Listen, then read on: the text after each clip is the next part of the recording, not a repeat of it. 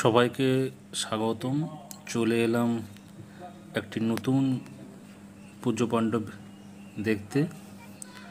অনেকেই আপনারা জানেন যে হলদিয়াতে সব থেকে পুরনো এবং অনেক পুরনো যে পূজাগুলি হয়ে থাকে তার মধ্যে এটি হলো রানীচক ওরিয়েন্টাল ক্লাব। এবছর ৪৯তম বছরে পদার্পণ করলো এই ওরিয়েন্টাল ক্লাবের দুর্গাপুজো। তাই এবছরে তারা খুব সুন্দরভাবে একটা থিম করেছে। মাটির বিভিন্ন সরঞ্জাম এবং বাঁশ ও বেতের বিভিন্ন সরঞ্জাম দিয়ে তারা খুব সুন্দরটা করে প্যান্ডেলটা সাজিয়ে তুলেছে।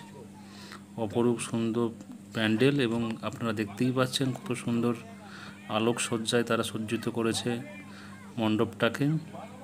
চলুন আমরা একটু দেখে নিই ভিতরে প্রতিমার দর্শন। আজকে আমি এসেছিলাম মহাপঞ্চমীর দিন।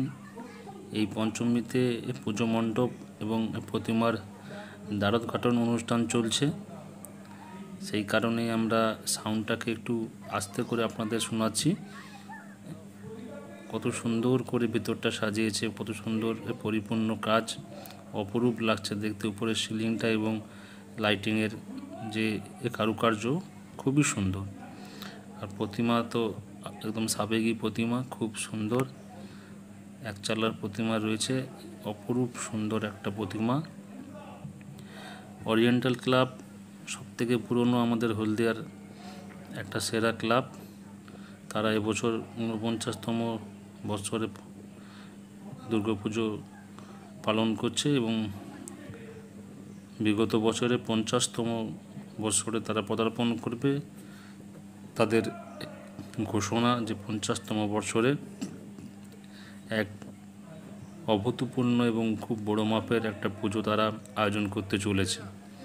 এবং এই ওরিয়েন্টাল ক্লাব কিন্তু যেমন পুজো এবং প্রতিমার দিক থেকেও এগিয়ে, সেরকমভাবেই অষ্টমীর দিনে এনারা একটা মহা ভোগের আয়োজন করে এবং সর্বশেষ সুসজ্জিত বিশাল আতশবাজি সহকারে নিরঞ্জন হয়।